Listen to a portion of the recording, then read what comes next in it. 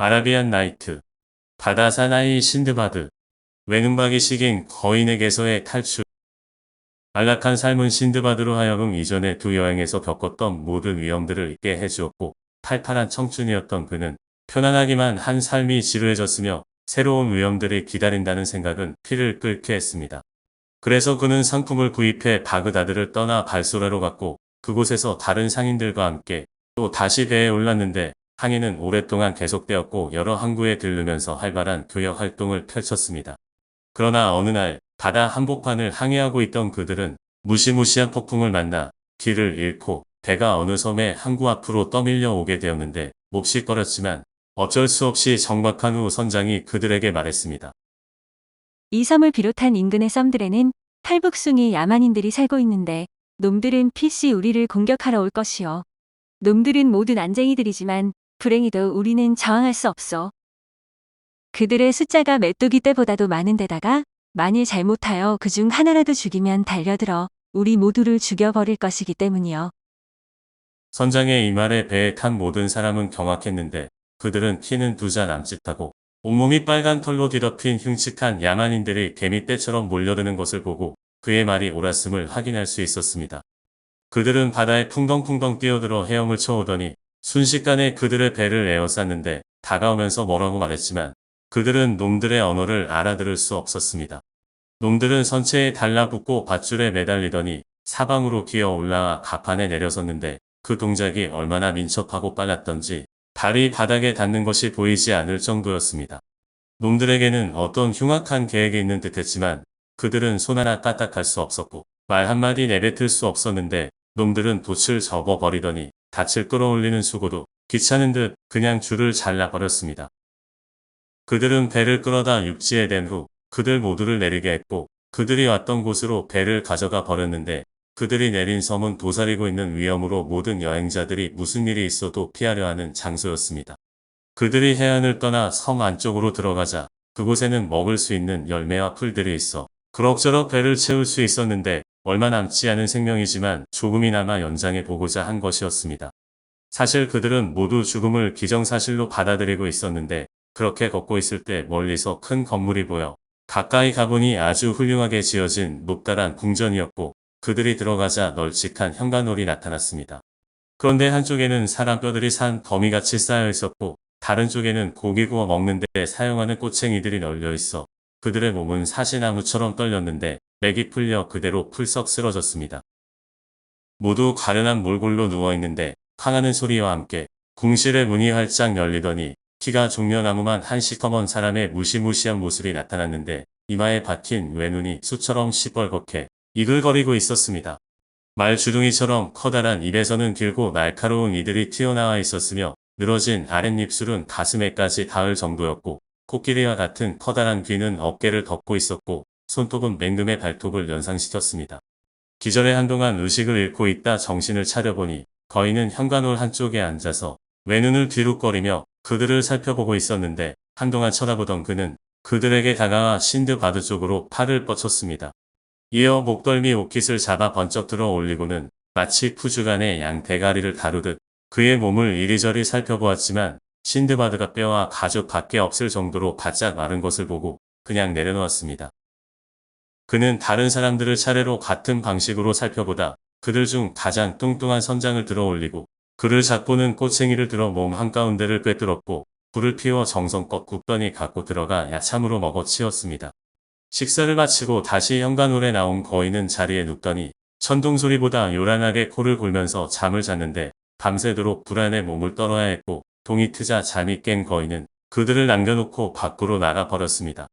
그가 떠난 것을 확인하자 그들은 침묵을 깨고 한탄하기 시작해 궁전 안은 한숨과 신음이 진동했는데, 그들 숫자는 많았고 적은 한 명뿐이지만 벗어나기 위해 그를 죽여야겠다는 생각은 꿈도 꾸지 못했습니다. 밖으로 나온 그들은 전날처럼 섬의 여기저기를 돌아다니고 열매와 식물들을 따먹으며 하루를 보냈고, 저녁에 누울 곳을 찾아보았으나 발견하지 못하고 어쩔 수 없이 다시 궁전에 돌아와야만 했습니다. 거인도 돌아와 그들의 동료 중 하나를 잡아 식사를 한 후 잠이 들었고, 그렇게 코를 골면서 다음날 아침까지 잔 거인은 다시 일어나 전날처럼 그들을 놔두고 나가 버렸습니다. 그들이 처한 이 끔찍한 현실에 몇 사람은 이처럼 기이한 죽음을 기다리느니 차라리 바다에 몸을 던져 죽어버리려고 했고, 다른 사람들에게도 그들의 의견을 따르라고 충고했습니다. 그러나 어떤 사람이 스스로의 목숨을 끊는 행위는 종교의 법에 의해 금지되어 있고 허용되었어도 이 야만인에게서 벗어날 방도를 적극적으로 찾아보는 것이 훨씬 사리에 맞지 않겠냐고 했습니다. 이때 신드바드의 머릿속에 좋은 계책이 생각나 동료들에게 말했더니 모두들 좋다고 찬성했는데, 우선 해변에 널린 목재들로 뗏목을 여러 개 만들고 돌아와 자신이 제안했던 계획을 실행하자고 했습니다. 모든 사람들이 신드바드의 의견에 동의해 그들은 뗏목들을 만들어 놓은 후 날이 저물 무렵 궁으로 돌아갔고, 얼마 후에는 거인이 돌아와 동료 중 하나를 잡아 구워 먹는 걸 속수무책으로 봐야 했습니다. 놈이 이 가증스러운 식사를 마친 후 벌렁 드러누워 잠이 들어 코를 골기 시작하자 그들 중에서 가장 용감한 사람 9명이 각자 꼬챙이를 하나씩 들고 불 속에 넣어 시뻘개질 때까지 달구었습니다. 그러고는 일제히 달려들어 거인의 눈에다 쑤셔 넣어 눈알을 터뜨려 버렸는데, 고통을 느낀 거인은 무시무시한 비명을 지르며 분노에 못 이겨 사방으로 두 팔을 휘저어댔지만 그들은 모두 안전한 장소들에 몸을 숨긴 후였습니다. 그러자 놈은 발꿈치로 대문을 차 열고는 무시무시한 소리로 울부짖으며 밖으로 나가는데, 그들도 거인을 따라 뗏목이 있는 해변으로 달려갔고 뗏목을 무 위에 띄워놓고 날이 밝기를 기다렸습니다. 그러나 날이 밝기가 무섭게 거인은 덩치가 비슷한 다른 두 거인의 인도를 받으며 나타났고, 수많은 거인들이 그들을 향해 급히 뛰어오고 있어 그들은 뗏목에 올라타 죽을 힘을 다해 노를 저었습니다. 이를 본 거인들은 제각기 커다란 바위덩어리를 집어들고 바다에 뛰어들더니 물이 허리춤에 차는 곳까지 따라가 바위덩어리들을 던져대 신드바드가 탄 것을 제외한 모든 뗏목이 박살나 사람들은 모두 익사해 버렸습니다. 젖먹던 힘까지 다해 노를 저어댄 덕에 간신히 바위가 미치지 못하는 곳에 이른 신드바드와 두 사람은 다음 날 다행히 어떤 섬으로 밀려갔고, 그곳에서 훌륭한 가실들까지 찾을 수 있어 힘을 회복했습니다. 저녁이 되어 그들은 바닷가에서 잠이 들었는데, 잠시 후 이상한 소리에 깨어나 주위를 살펴보니 그것은 종려나무만큼이나 기다란 뱀의 비늘이 땅바닥을 스치며 내는 소리였습니다.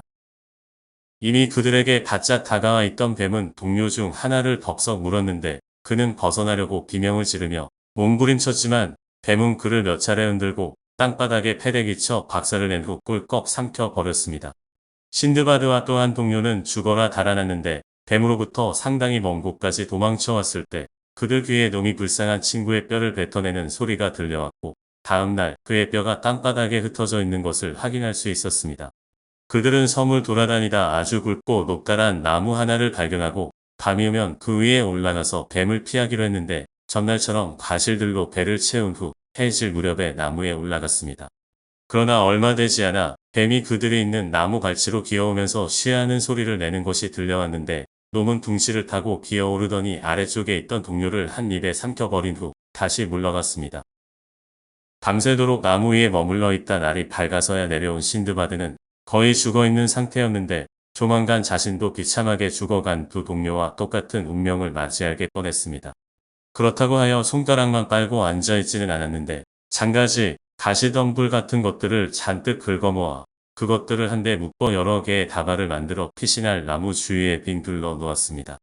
그중 몇 개는 머리를 보호하기 위해 위쪽 가지에다 묶어 놓았는데, 작업을 마치자 밤이 왔고 어김없이 돌아온 뱀은 신드바드를 삼킬 기회를 엿보며 나무 주위를 빙빙 돌았지만 방벽에 막혀 털끝 하나 건드릴 수 없었습니다. 드디어 새벽이 되자 놈은 단념하고 물러갔는데, 그는 밤새 뱀과 벌인 신경전으로 극도로 피곤한 데다 놈이 뿜어대는 유독한 숨결이 너무 고통스러워 이런 끔찍한 삶보다는 차라리 죽음이 낫겠다고 생각했습니다. 나무에서 내려와 머리를 거꾸로 쳐박고 물속에 뛰어들어 버리자는 심정으로 바다로 달려가 막 바다에 몸을 던지려 하고 있는데, 해변에서 멀리 떨어진 저쪽에 배 한 척이 지나가는 것이 보였습니다. 그가 목소리가 들리게 있는 힘을 다해 소리치며 터번을 풀어 마구 흔들어대자 노력은 헛되지 않아 배에 탄 사람들이 그를 보고 선장이 거룻배를 보내주어 마침내 배에 올랐습니다. 그들은 얼마 동안 바다를 돌아다니며 여러 섬을 방문했는데, 마지막에 들른 곳은 살라하트 섬으로 약용으로 많이 쓰이는 나무인 단양이 재배되는 지역으로 항구에 들어가 정박을 했습니다. 상인들은 팔거나 교환하기 위해 그들의 물건을 배에서 내리기 시작했는데, 선장은 신드바드를 불러서 배의 창고에 얼마 전 그들과 항해했던 어떤 상인의 상품이 좀 있는데 그가 죽어 자신이 대신 팔아주려고 한다고 했습니다. 그러면서 수고한 대가는 규정대로 줄 테니 신드바드가 그것들을 맡아 장사를 좀 달라고 했고, 신드바드는 유익한 시간을 보낼 수 있게 해준 것에 대해 감사하면서 그 제안을 받아들였습니다. 배의 서기는 모든 짐꾸러미 위에다 그것을 소유한 상인의 이름을 기입했는데 누구의 이름을 기입해야 되느냐고 서기가 선장에게 묻자 그는 바다사나이 신드바드의 이름을 적으라고 했습니다. 뜻밖의 자신의 이름을 들은 신드바드는 깜짝 놀랐는데 자세히 선장을 살펴보니 그는 두 번째 여행 당시 시냇가에서 잠들었을 때 그만 남겨놓고 떠나버린 그 선장으로 용모가 많이 변해 처음에 알아보지 못한 것입니다. 이 말에 선장은 신드바드를 뚫어지게 쳐다보다 결국 알아보았고, 여기 당신의 물건들이 있고 이것들을 잘 보관해 항구에 들를 때마다 장사를 하여 이문을 남겼으니 남긴 이익금과 함께 이것들을 돌려주겠다고 했습니다. 그들은 살라하트 섬을 출발해 다른 섬에 들렀고 거기서 신드바드는 정향과 계피를 비롯한 각종 향료를 구입했으며 긴 항해 끝에 그는 발소라에 도착했고 거기서 다시 이 바그다드로 돌아올 수 있었습니다.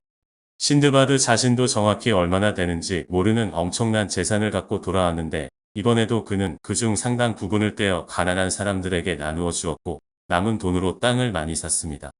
신드바드는 이렇게 그의 세 번째 여행의 이야기를 끝냈고 신드바드에게 다시 백색행을 주면서 이튿날 네 번째 여행 이야기를 들어보라고 청했는데 다음 날 저녁 식사 후 신드바드는 모험담을 계속 이야기했습니다.